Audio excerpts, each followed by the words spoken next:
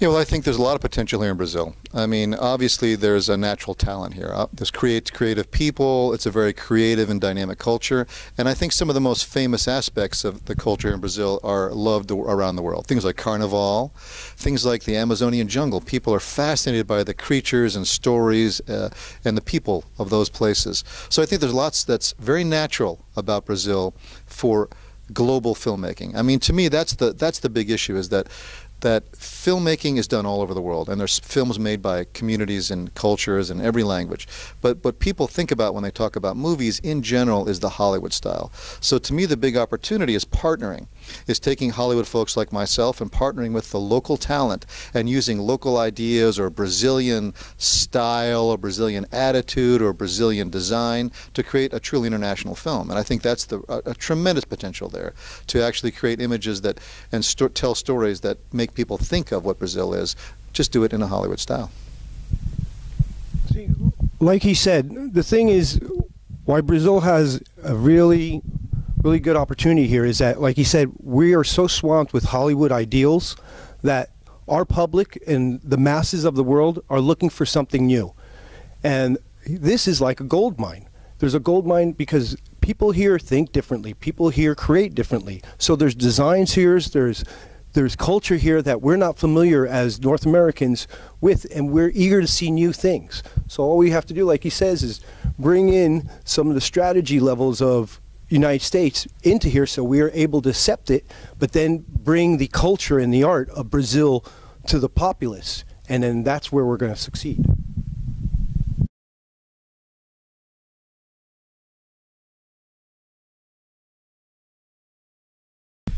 Yeah, that's the eternal question, is how do you make something new and fresh?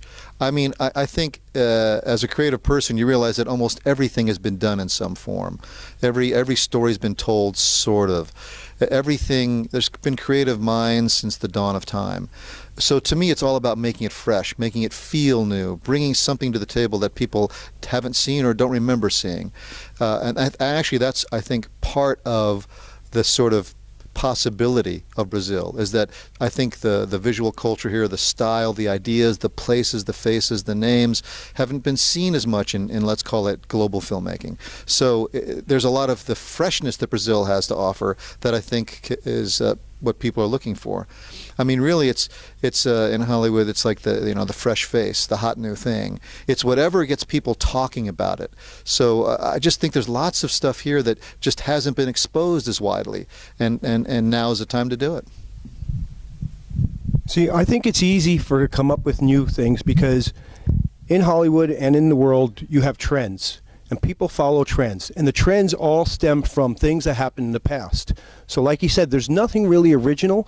There's just changes in the originality as it goes through loops. So what we need to do is find things that are not popular because they're unseen, which is why we're in Brazil.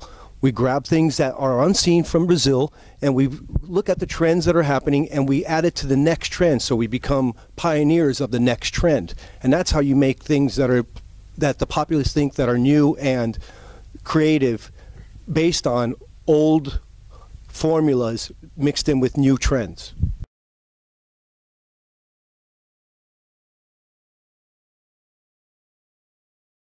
Yeah, that's an age-old question. When I first started doing computer animation and when it began to become a significant idea in the filmmaking world. So, for example, I worked on movies like The Abyss and Terminator 2.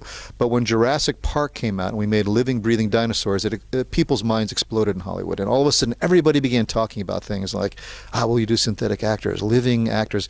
Should we digitize Arnold Schwarzenegger before he gets any older so we can have him forever?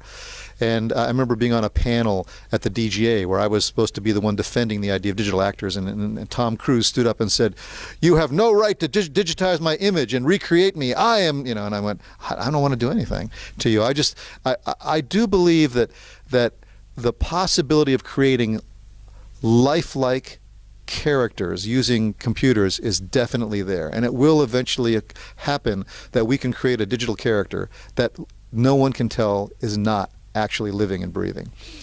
However, I still do think that there's something, there's this sort of uncanny, this sort of unexplainable thing that makes human beings special. I mean, what makes a great actor a great actor? It's all these things that you can't really define, these sort of unknowns. So I don't really ever expect that we will, let's say, get rid of actors or get rid of people. You could have computers write scripts. People have tried that. You could have computers try to do everything, but there's something about the human creative process that you cannot reduce to a computer, at least not yet. And so I feel the same way about actors. I mean, another thing I often tell people is computer animators are the actors. Even though they might be using an electric pen or a computer mouse to draw on the screen or to move characters, in essence, they're acting. Their mind is interpreting the movement, behavior, and performance, and they're using a computer to execute it. So even today, you still have this human aspect, this human creative ability that brings whatever it is to life, whether it be a monster or a cartoon person.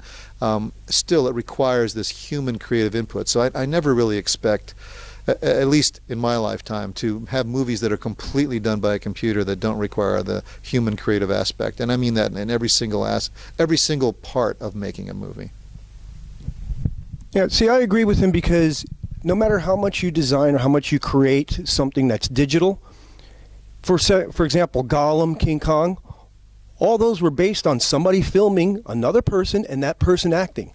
Because with the acting of real life, you get the spontaneity of the unknown. You have a person, he decides, I'm going to put a little bit of this right on the spot.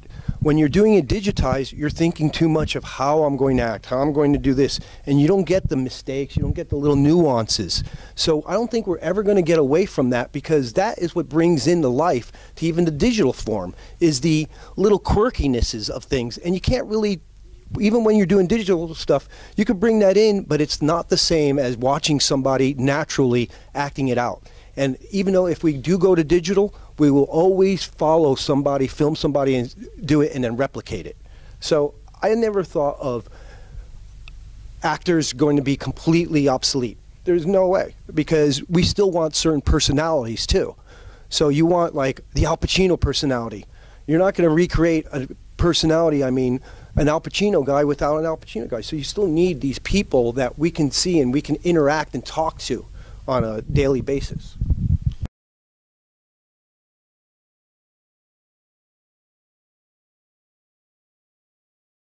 You know, I want to add one thing. He's reminded me of something that I struggle with. Is I do both I direct live action movies and animated movies, and I've been through this process where I try to make the animated films more like live action. And when you work with real people and the physical world, it constrains you. You have to react and deal with reality. So the sun's going down. Oh, the actor, he's not feeling that well today. Oh, this line that we thought was so funny on the page is not funny at all to watch. You have to deal with this kind of unexplainable, let's call it accidents, or things that you didn't realize until it's actually occurring. So when you're making live action movies, it's a very different flavor than animated films. Animated films are in some sense completely preconceived. They're completely planned, because to execute even a 3-second shot may take days of time. It's a very different process, and what I always tried to do with my animated crews, I try to treat them like it's a live action process. You get in the room, you talk about it, you act it out together, and I try to respond that way. But the problem is the process is so technically complicated. At some point, once you commit and you've gone to the next step and you go, oh man, it's not funny, to unwind it and redo it can be very expensive and take a lot of time.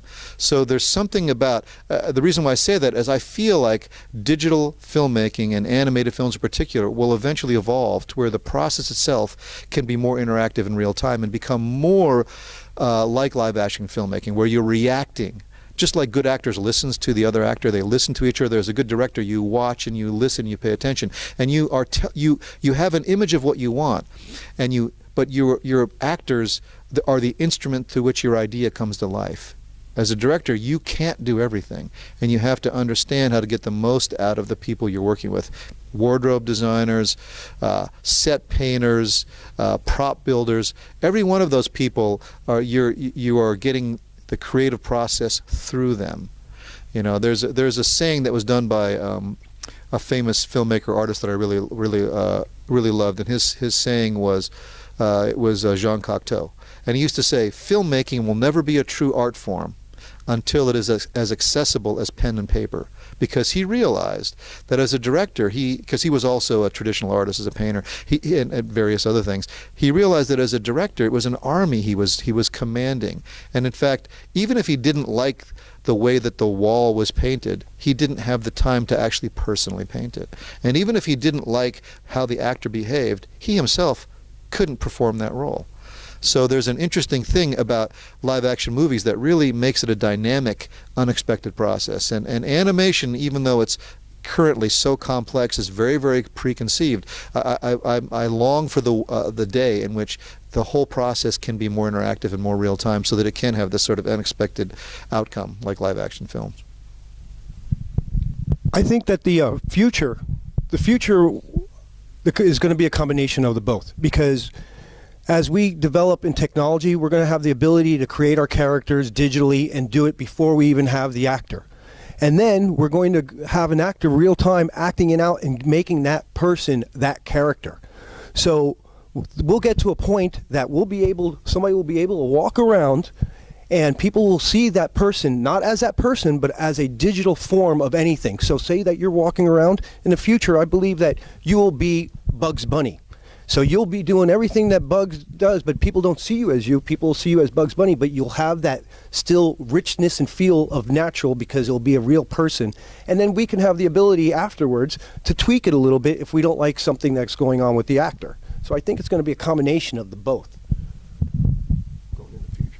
You want the future is good. In fact, eventually we get digital. This is something, I used to talk about. I used to be a proselytizer. I would go out and preach about digital filmmaking. But for example, another thing you can think about is you could make a digital character, and you could somehow define him so precisely. He could speak in any language. He could also give a performance to you that could be G-rated or R-rated. Just think about that. Anyway.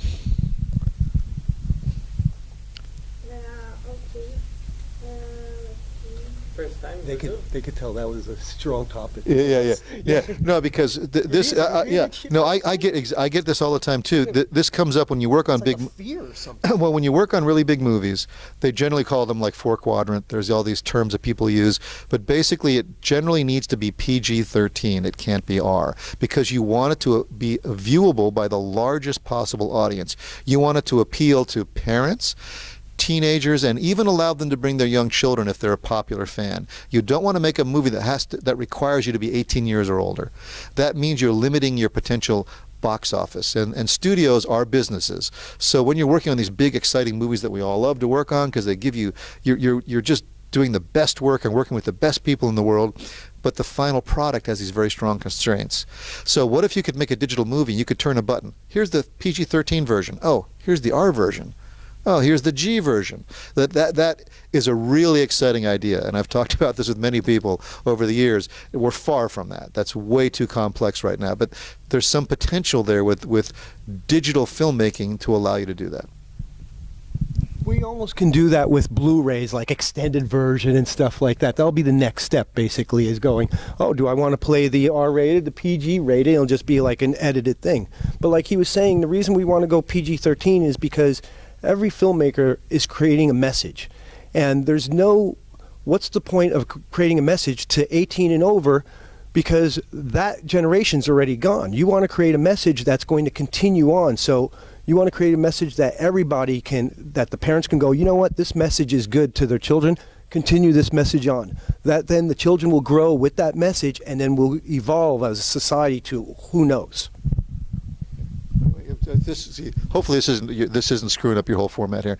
But I want to tell you one other thing too that strikes me. Another idea is that, I love cinema. It's the greatest form of mass communication, or greatest mass communication art form, in my opinion. I mean, television is related directly, but this idea of stories that can be enjoyed by everyone, regardless of culture or background or language.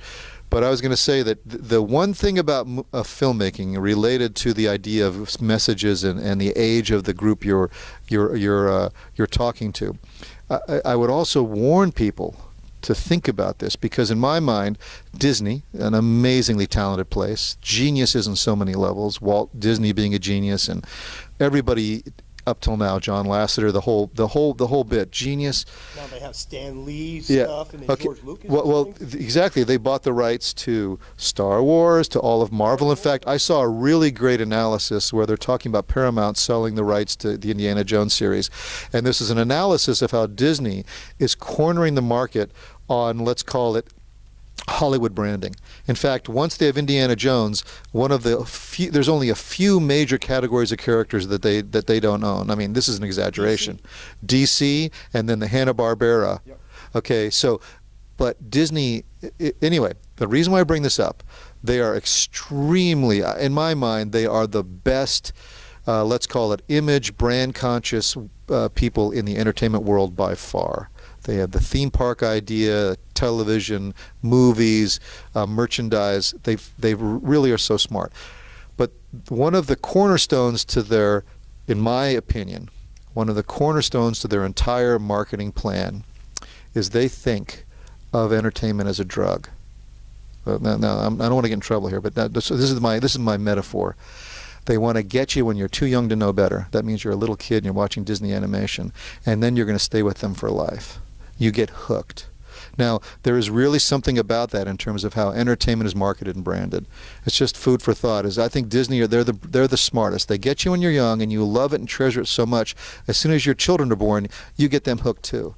And it's really this interesting dynamic, and that's a big part of the design of big blockbuster films. It's this whole idea, and again, you can see that in how Disney has moved with acquiring things like Star Wars and Marvel. So it's a, I don't know, I love it, and I'm a fan of all this, but at the same time, I somehow worry about the stranglehold that this kind of thing has on the kind of movies that are made and the kind of entertainment that people even have a chance to see.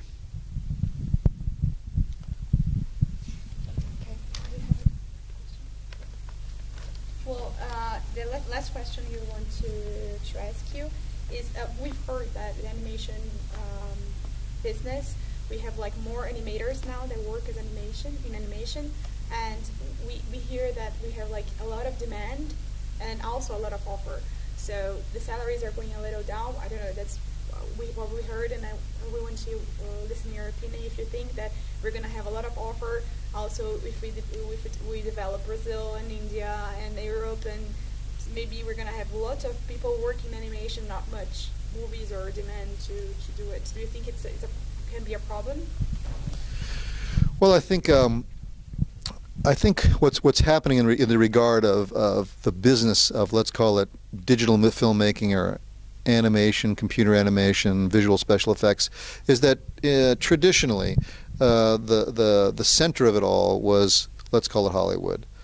But it's become much more of a global business and a global craft. And I think that computer animation and visual effects has matured as a craft and as an art form. So there's people all over the world now who not only appreciate it but understand it and have experience and talent in that regard. So the number of people around the world who are you know, top class computer animators is much greater. Back when I started doing this in the late 80s, the number of people that were, you would call, the top flight computer animators, or let's say the number of people who had actually animated a character in a major motion picture, was under 100.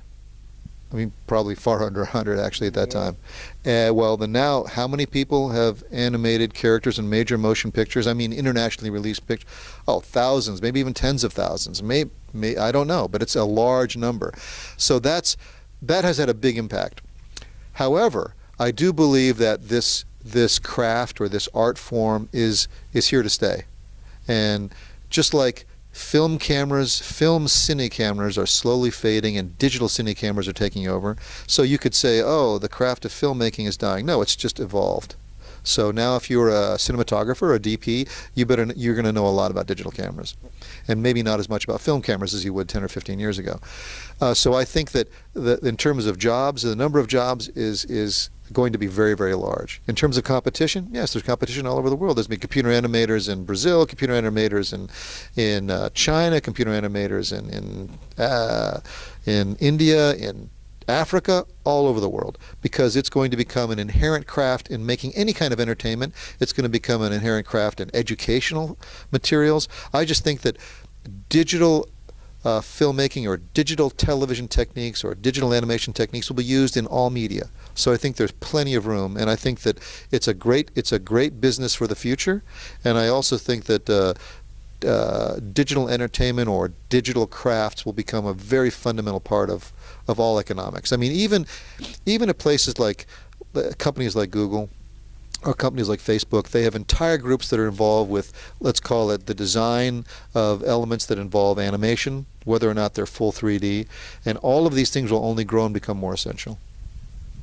Yeah. Like he said, basically, is that for every animator or new animator you have, that means that's one more person that wants animation. And that person belongs to a family. That person is promoting animation to that family. So for every single person that wants to become an animator, you have to multiply that by 5, knowing that that's 5 more people who are wanting animation. So this is all just going to evolve and become the mainstream of the future. So it's never going to be, there's too many of this or too many of that. It's going to sort itself out, and people are going to realize where they fit into the new future. Well, the last question, it wasn't here actually, but because you said something about Disney, and I think, I've grown up watching Disney movies and having the idea that they showed us about a princess and a prince and everything ends happily ever after. And once you get in the real life, you get really disappointed with all of the things that They changed that with Lion King. Well, now, but in my time, it was really disappointing. And I think that you're right about the movies that have a big influence in the childhood, and they use it in a way that they got what everybody wanted, the dream of every little kid, and that they used to sell movies and stuff. And then now I see some movies that they are trying to bring a bigger message of how to interact in the world and be a better person. And I hope the newborns now, they have a different view of the future, because I'm still waiting for my Prince Charming and it's not. It's just about Prince Charming's happen every 5 months. Yeah, that's true. But I think it's a really nice point of view when you said that. Well, thank you. No, I think, and I mean, I do have this weird point of view, and sometimes I complain a little bit, because I think these big companies, and Disney's, in my mind, the central genius, but all the studios, they're pretty smart about these things. And so I love what they do, because they make great movies, and they're exciting. We all love the movies, we love the characters, we love the stories, but also they tend to help shape how people see and view things. And it does, I do worry about that. There's only 5 or 6 studios, that Hollywood studios, and their impact on people around the world, around the whole world, no matter where you're from, is tremendous. I mean, everybody knows what the Terminator is. Everybody knows about Lord of the Rings. Everybody knows about, superhero or Iron Man. These things are universal, and they influence and affect people. I'll tell you a story. The first major motion picture I worked on was called The Abyss, and I made the water snake. And I remember thinking, oh, this is great. I worked so hard. I didn't sleep for days, and it was so difficult. And I did it, and I go home, and literally about 3 months after the movie came out, I started getting letters. Somehow somebody had read that because I did some interviews, and I remember one of my favorite ones was from it was a high school art class in a city in France outside of Paris. I forget the name. And the teacher was so inspired, he took his whole class there. And afterwards, they all drew pictures that were inspired by the movie, and he sent me this whole package. And I began to really realize, the first time in my life really, to really understand the power of this mass communication art form. It totally changed my thinking, I gotta say. And I worked on Terminator 2, the same thing happened. Then I began doing more, I would go give talks at panels and things, and you begin to see the power that a mass communication form has like that. And so I get concerned that because it's a business, that the choices they make are, I mean, I think that they're responsible. I think that Disney tries to make movies that have good messages, that teach people, and particularly young kids, about things like the environment, teach them about right and wrong, teach them about the kind of problems everybody has. Because, you know, everybody, as they grow older, are going to face these dilemmas. They're going to make mistakes. You know, they're going to do things that they feel bad about. And these movies try to teach them how to deal with those things and show them through these stories. I do believe that they are trying their best, but at the same time, it's wrapped around in business. I got to make, you know, when you're a director and you're making a $100 million movie, they're letting you do that not because they like you. It's because they think you're going to make them hundreds of millions of dollars. That's why they're choosing you. And even though they want to guide the process, the studios do, to make them be